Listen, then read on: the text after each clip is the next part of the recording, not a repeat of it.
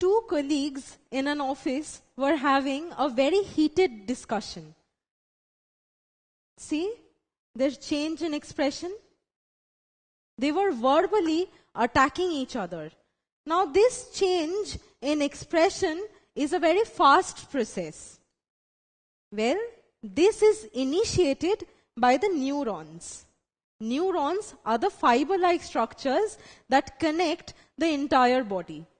These neurons carried the information to the brain. The brain processed the information and sent back the responses to the different parts of the body, like the facial muscles, and the facial muscles caused the change in expression in the two men. Now the fight escalated.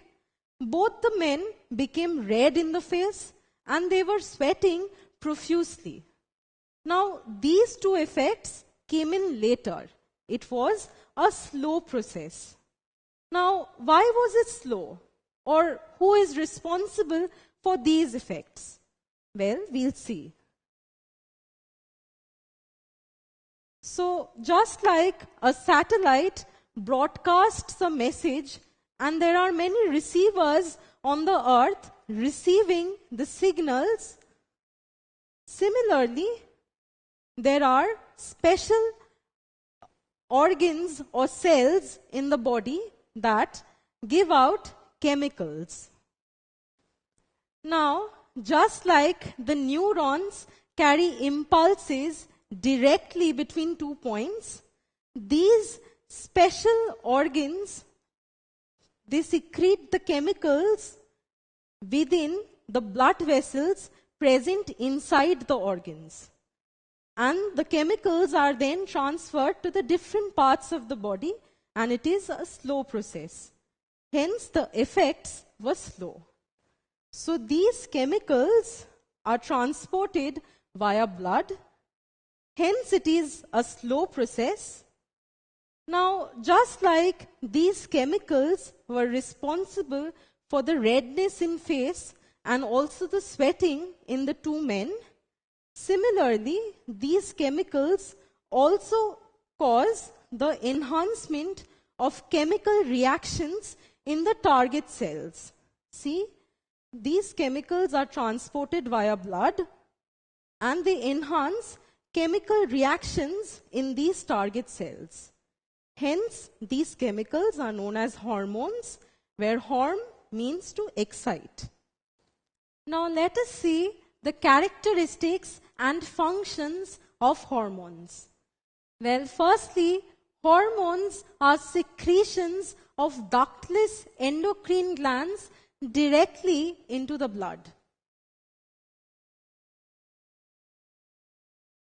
These hormones are secreted in extremely minute quantities in the blood.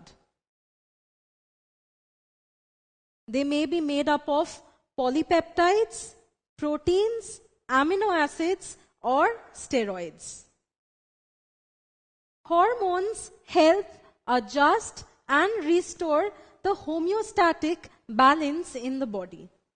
Well, homeo comes from the word constant,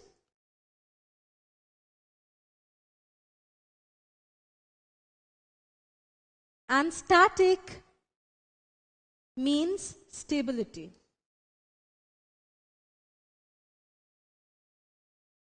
So homeostasis is the process of maintaining a balance in the body. Now, one way by which hormones can maintain homeostasis is by secretion of insulin and glucagon from the pancreas. Well, these are two hormones which functions opposite to one another. While insulin helps in decreasing the blood glucose level, glucagon does the reverse. So insulin and glucagon work together antagonistically to maintain a constant level of glucose in the blood, and thus homeostasis is maintained. Hormones have a specific function. That is, responses formed in the body because of a hormone will not be induced by another hormone in the body. And finally, hormones' actions are distinct. They might be secreted in one place in the body, but their actions are widespread throughout the body.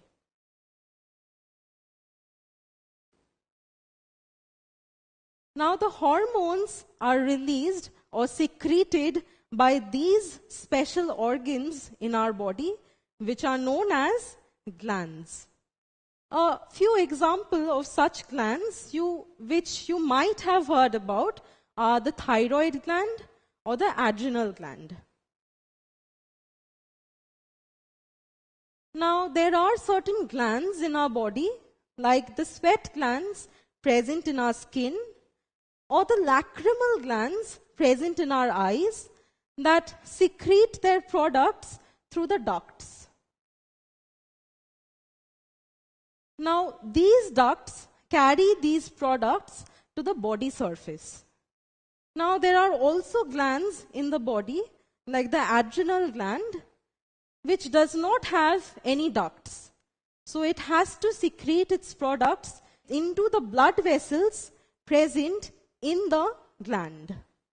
And these chemicals are then transported to the different parts of the body via the bloodstream. So, these kind of glands, like the lacrimal glands present in the eyes, that secrete their products directly into these ducts, and these ducts then carry it to the body surface, are known as exocrine glands, where exo means outside,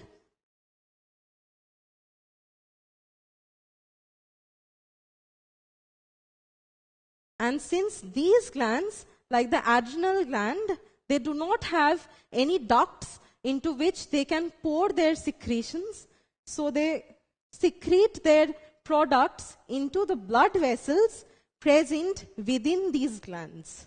So, they secrete their products within the glands, and hence they are known as endocrine gland, where endo means within.